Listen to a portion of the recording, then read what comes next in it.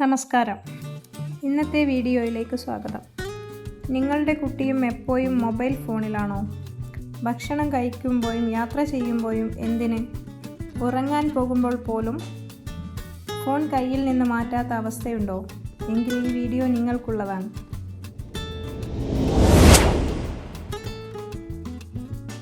കുട്ടികളിലെ അമിതമായ മൊബൈൽ ഉപയോഗം അവരുടെ കണ്ണിന് മാത്രമല്ല പഠനത്തിനും മാനസികാരോഗ്യത്തിനും വരെ ദോഷകരമാണ്.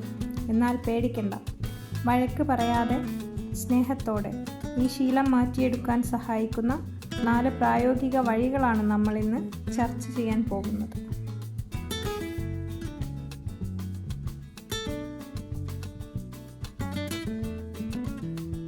ഒന്നാമത്തെയും ഏറ്റവും പ്രധാനപ്പെട്ടതുമായ കാര്യം ഇതാണ്: നമ്മൾ മാതാപിതാക്കൾ അവർക്കൊരു മാതൃകയാവുക. നമ്മളൊരു കയ്യിൽ ഫോണും പിടിച്ച് അവരോട് ഫോൺ ഉപയോഗിക്കരുത് എന്ന് പറയുന്നതിൽ എന്തർത്ഥമാണുള്ളത്? ഉദാഹരണത്തിന്, ഭക്ഷണം കഴിക്കുന്ന സമയത്ത് ആരും, മുതിർന്നവർ ഉൾപ്പെടെ, ഫോൺ ഉപയോഗിക്കരുത് എന്ന നിയമം വയ്ക്കുക. നമ്മൾ അവരോടൊപ്പം സംസാരിച്ചും പുസ്തകങ്ങൾ വായിച്ചും മാതൃക കാണിക്കുമ്പോൾ അവരും പതിയെ അത് പിന്തുടരും.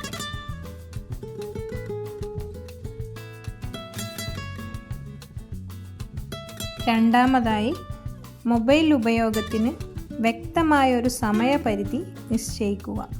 ഒരു ദിവസം എത്ര മണിക്കൂർ ഫോൺ ഉപയോഗിക്കാം, ഏത് സമയത്ത് ഉപയോഗിക്കാം എന്നതിനെക്കുറിച്ച് കുട്ടികളുമായി സംസാരിച്ച് ഒരു ധാരണയിലെത്തുക. ഉദാഹരണത്തിന്, ഹോംവർക്ക് ചെയ്തതിന് ശേഷം 1 മണിക്കൂർ, അല്ലെങ്കിൽ വൈകുന്നേരം 5 മണി മുതൽ 6 മണി വരെ എന്നിങ്ങനെ കൃത്യമായ നിയമങ്ങൾ വെക്കാം. ഈ നിയമങ്ങൾ കർശനമായി പാലിക്കുന്നുണ്ടെന്ന് ഉറപ്പുവരുത്തുകയും വേണം.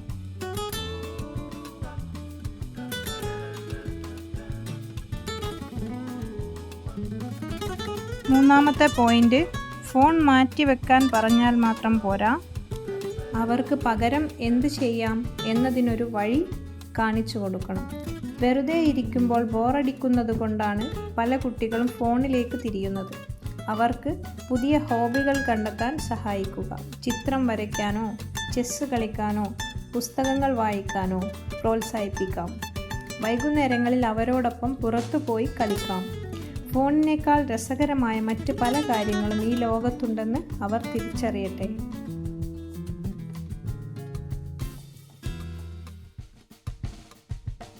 എല്ലാ സ്ക്രീൻ ടൈമും മോശമല്ല. നാലാമത്തെ പോയിന്റ് അതാണ്. മൊബൈൽ ഫോൺ ഉപയോഗിച്ച് അവർക്ക് പുതിയ കാര്യങ്ങൾ പഠിക്കാൻ അവസരം നൽകുക. നല്ല വിദ്യാഭ്യാസപരമായ ആപ്പുകൾ, ഭാഷകൾ പഠിക്കാനുള്ള ഗെയിമുകൾ, ലോകത്തെക്കുറിച്ച് അറിയാൻ സഹായിക്കുന്ന വീഡിയോകൾ എന്നിവ അവരെ കാണിക്കാം. വെറുതെ ഗെയിം കളിക്കുന്നതിന് പകരം ഫോൺ എങ്ങനെ അറിവ് നേടാൻ ഉപയോഗിക്കാം എന്ന് നമ്മൾ അവരെ പഠിപ്പിക്കണം.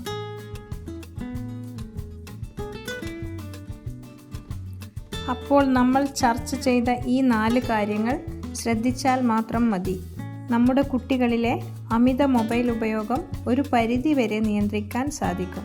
ഓർക്കുക, ഇത് ഒറ്റ ദിവസം കൊണ്ട് മാറ്റിയെടുക്കാവുന്ന ഒരു ശീലമല്ല.